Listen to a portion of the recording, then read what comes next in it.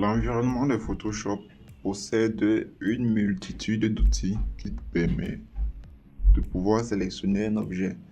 Un designer qui veut vraiment apprendre à faire du design graphique devra impérativement connaître les différents outils qui lui permettront de pouvoir réaliser sa sélection. Pourquoi? Parce que en fonction de l'image que tu vas utiliser, l'outil que tu auras l'habitude de prendre ne pourra pas t'aider à pouvoir faire la sélection comme tu le voudras. Que ce soit pour faire un détourage sur des cheveux, que ce soit pour faire un détourage sur du ciel, sur un objet carré, rond, ça dépend. Comprends que les outils que se trouvent dans Photoshop ont leur rôle propre à eux. Donc, parmi ces outils, il y a donc celui-ci qui est incontournable, l'outil plume. L'outil plume est un outil complexe. Je dis complexe pourquoi? Parce que ça fonctionne un peu comme l'outil lasso. Pour ceux qui connaissent l'outil lasso est très simple. L'outil lasso est vraiment très simple. Ça te permet de pouvoir faire la sélection selon tes choix.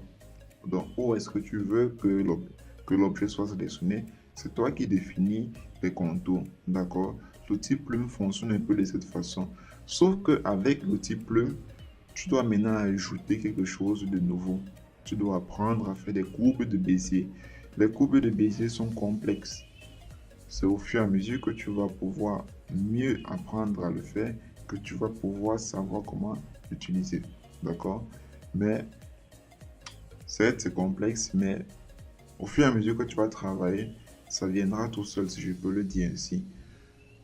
Dans ce tutoriel, on va s'arrêter sur une image.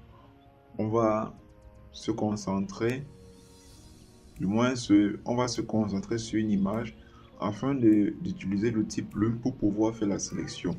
C'est vrai que l'image que vous voyez peut être détourée de diverses façons. On peut utiliser l'outil sujet et ça passe. On peut utiliser l'outil lasso et ça passe. On peut également utiliser l'outil détourage rapide et ça passe. Mais pour ce tutoriel, on va utiliser l'outil plume. D'accord? Donc, vous allez ouvrir votre logiciel Photoshop. Vous allez importer cette image. Dans la description de la vidéo, vous allez retrouver le lien qui va vous ramener à cette image aussi. Donc, chez moi, elle est déjà ouverte. Je désactive le verrouillage. Et ensuite, la première chose à faire est de retrouver l'outil plume. On a dit dernièrement que le panneau qui se trouve juste à gauche est encore en fait appelé le panneau des outils. On va se mettre dans l'outil plume qui est juste là. C'est l'outil qui est juste au-dessus de l'outil texte. D'accord? L'outil texte est facilement retrouvable. Ça se présente avec une lettre T, dont la plume est juste au-dessus. Sur la plume d'homme, vous allez remarquer qu'il existe plusieurs variants. La plume libre, la plume de courbure, le point d'ancrage, suppression et conversion de point. Conversion de point ici est un bel outil parce que ça transforme en fait un point de Bézier à un point linéaire. On va se mettre sur l'outil plume tout court où je vais attirer votre attention en deuxième position. C'est au niveau de cette barre des paramètres ici. Cette barre des paramètres ici est très importante parce que vous allez remarquer que par défaut, elle est sous tracé. Sous tracé est important pour un cas particulier, mais pour notre cas, tracé n'est pas bon. Donc du coup, vous allez venir dans la flèche qui se trouve là. Vous allez cliquer sur forme. En cliquant sur forme, vous allez remarquer que nous avons une couleur de fond et une couleur de contour. C'est bel et bien ce que nous voulons. Ça, c'est de 1. De 2, lorsque nous sommes sous forme et qu'on s'apprête à créer, vous allez remarquer que un calque s'ouvre automatiquement. C'est donc ce calque-là qui va nous aider à pouvoir créer la sélection sur notre image. Donc, on va faire CTRL Z pour annuler l'action qu'on vient d'effectuer. Les autres points, on va le découvrir au fur et à mesure. Vous devez déjà savoir que lorsqu'on fait un clic, on apporte un point. Cependant, lorsqu'on fait un clic maintien, on apporte en réalité un point de courbure. D'accord? Si je fais ce point de courbure et que je mets un deuxième point, vous allez remarquer que le deuxième point va être créé en créant précédemment une courbe. D'accord? Par contre, si je me mets sur un point, le deuxième point créé va plutôt se mettre sur une droite totalement linéaire. Ok? Donc, ce sont ces deux principes que vous devez savoir. On va donc aller sur notre image, le calque 0 et notre calque de notre image. Qu'est-ce qu'on veut? On veut sélectionner ce monsieur sur cette table avec tout ce qui y va avec. Ici, je ferme. On ira vraiment pas à pas. D'accord? On va commencer par sa tête. Donc, on va mettre un point là, ou du moins un point ici, vu que c'est un angle. On va mettre un point ici. Et regardez ce qui va se passer ensuite. Après avoir mis le point, je vais venir mettre un point. Mais sauf que, au lieu de mettre un point net, je vais plutôt mettre un point maintien, ou du moins, ou du moins un clic maintien. Pourquoi? Parce que vous allez remarquer que là, nous avons en fait une courbe. En utilisant lasso, je serai obligé de mettre un deuxième point ici, un troisième point là.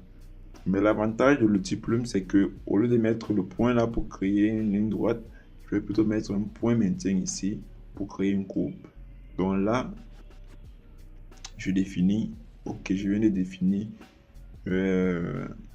l'angle, c'est ok. Pareil pour ici, je définis à nouveau l'angle, c'est ok.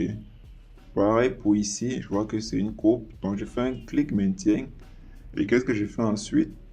Je choisis l'orientation. Je ne me précipite pas. J'explore des pistes. Et lorsque j'ai trouvé la bonne courbe, je relâche. Je fais pareil pour le suivant. Et je relâche. Pareil pour ici. Lorsque je vois que c'est OK, je le relâche. Pareil pour là. Je le relâche. Pareil pour ici.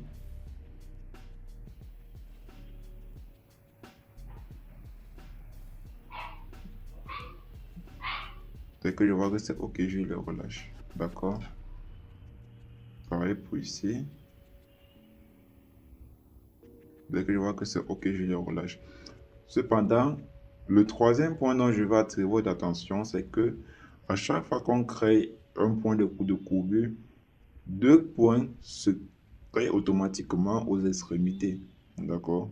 Ces deux points-là nous permettent en fait de déterminer jusqu'où on veut que la courbe s'incline. Si par exemple, je viens réduire, vous allez remarquer que la courbe va également se réduire. Mais lorsque je l'étire, automatiquement, la courbe s'étire également. Cependant, lorsqu'elle est étirée, elle peut impacter le prochain point qui sera créé. Donc du coup, pour éviter cela, la manipulation clavier Alt, toujours clic maintien, clic gauche maintien, vous permettra de ramener le point suivant au niveau de l'endroit où nous voulons créer le prochain point de courbure. Donc je veux créer le prochain point de courbure à ce niveau. Du coup, je le relâche. Je viens ensuite ici, je fais un clic maintien et je détermine la prochaine orientation. Je vois que mon point de courbure actuel est en train d'aller dans le visage et c'est pas bon. Je veux le ressortir afin qu'il puisse continuer le contour tout autour de notre personnage. Donc je fais un nouveau Alt maintien et je définis une prochaine orientation. Là c'est bon. Je viens ici, je fais un clic gauche maintien. Ok, là c'est bon. Je viens à ce niveau-ci, je fais notre clic gauche maintien. Je vois que c'est bon. Je ramène celui-ci légèrement. Et je viens faire un clic maintien à ce niveau. Et je continue le travail.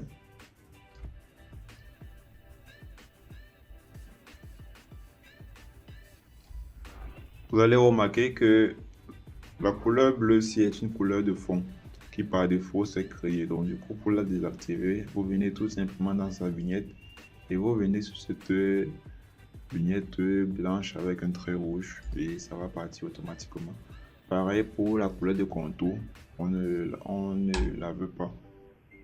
On veut juste effectuer une sélection. D'accord. Donc, on continue le travail. Vous avez compris le principe. Donc, du coup, on va un peu aller vite. Alt pour amener au point suivant. Voilà. N'hésitez pas à me laisser un message dans les commentaires s'il y a un point que vous n'avez pas bien compris et je vais le reprendre dans une prochaine vidéo. Pour ceux qui n'ont vraiment aucune connaissance dans le maniement de cet outil et qui aimeraient approfondir son utilisation, dans la description de cette vidéo, vous allez retrouver un lien. Ce lien va vous donner accès à une formation vidéo complète qui vous permettra de pouvoir vous former d'une façon autodidacte et qui va vous permettre également de pouvoir apprendre d'autres fonctionnalités dans Photoshop que je n'aborde pas dans cette vidéo. Donc, vous avez compris le principe. Clic gauche maintien. Dès qu'on voit que c'est OK, on détermine la prochaine orientation. Donc, on fait Alt maintien. Prochaine orientation est définie. Et on crée un point de courbure. Alt maintien ensuite pour déterminer la prochaine orientation. Et ensuite, on fait clic gauche maintien. Et voilà. Pareil pour ici. Alt maintien pour déterminer la prochaine orientation. Et là maintenant, voilà. Alt maintien pour la prochaine orientation. Voilà. On se dit que ce sont des lignes droites. On va simplement faire un point. Voilà. On va simplement faire un point là.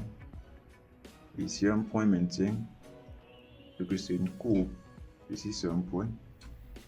Et vu que nous sommes déjà à la sortie, donc on va faire simplement un point là à l'extérieur. Ne vous dérangez pas.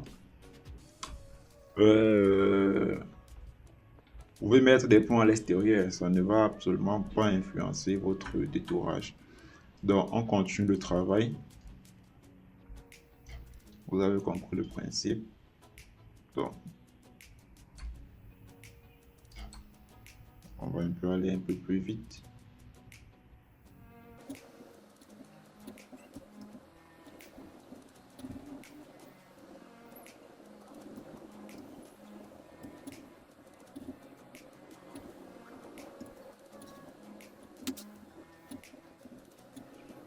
Ok, excellent. Donc, notre personnage a bel et bien été détouré.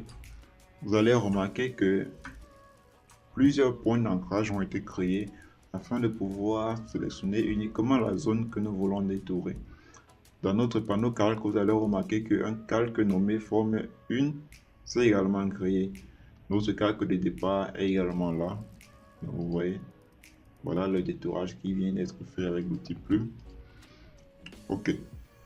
Maintenant, le prochain point que vous devez savoir après avoir bouclé la sélection est de pouvoir activer dans le détourage. Parce que là, c'est en réalité des points d'ancrage qui ont été créés tout autour de notre image. Mais le détourage n'a pas été activé. Pour l'activer, on fait seulement un clic droit sur à l'intérieur de la sélection qui vient d'être créée. Définir une sélection. Glisser, toujours activé. Rayon 0 pixel, nouvelle sélection et OK. Et voilà que l'objet a été bel et bien détouré. Pour ceux qui veulent peaufiner, comme vous le savez, il faudra aller dans le menu sélection, sélectionner et masquer. Mais rassurez-vous que avant de venir sélectionner et masquer, que le calque de l'image a été sélectionné. D'accord? Donc voilà notre objet qui a été sélectionné. Pour vous rassurer, de revenir sur le calque avant de faire un CTRL-C, CTRL-V pour ressortir la sélection. C'est sur le calque, je reviens dans l'outil de déplacement, je fais CTRL-C, CTRL-V et automatiquement notre calque a bel et bien été sélectionné. Voilà, si on supprime l'image de départ, on voit que la sélection a bel et bien eu lieu. Donc, j'espère que vous, de votre côté, vous allez reprendre ce tutoriel. Vous irez pas à pas. Et si vous avez des questions, n'hésitez pas à mentionner dans les commentaires. Je me ferai une joie, vraiment une joie de vous répondre. Et on se dit à la prochaine.